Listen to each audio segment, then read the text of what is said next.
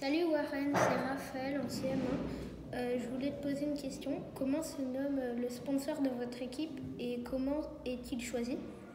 Alors c'est Arkea et Samsic et on a plusieurs petits sponsors aussi qui sont à côté. Ils sont choisis parce que c'est eux qui donnent l'argent comme on dit, donc c'est notre manager général qui va chercher les sponsors et qui les trouve. Et c'est après le premier nom c'est le sponsor le plus important et le deuxième nom c'est celui qui donne forcément un peu moins d'argent. Théo, je voulais te poser une question. Combien de participants y a-t-il au Tour de France? Et comment les participants sont-ils sélectionnés? Alors il y a 163 participants je crois de tête. Il y a 23 équipes ou 24 de 8 coureurs. Et chaque équipe choisit ses 8 meilleurs coureurs pour le Tour de France. Et puis c'est parti pour 3 semaines en cohabitation avec les autres équipes. Salut Warren, c'est Noah. Quel est votre entraînement avant le Tour de France? Est-ce que la Covid-19 a affecté vos entraînements? Le Covid n'a pas affecté ma préparation. Donc là, j'ai fait de la tente hypoxie. C'est une tente qui simule l'altitude à la maison. Donc je suis dans mon lit et je dors dans mon lit comme si j'étais en haut d'une montagne à 2200 mètres d'altitude. Et là, la préparation, elle va se continuer en courant au Dauphiné. Et ensuite, je vais rester en montagne jusqu'au championnat de France pour préparer au mieux le Tour de France en montant d'école. Salut Warren, c'est Nina. Avez-vous un régime alimentaire spécifique lors de la préparation d'une course et lors de la course?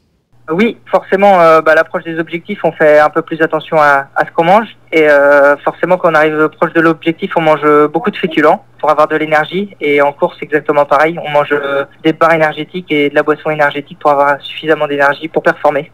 Warren, c'est Hugo. Avez-vous déjà chuté ou été blessé lors d'une course?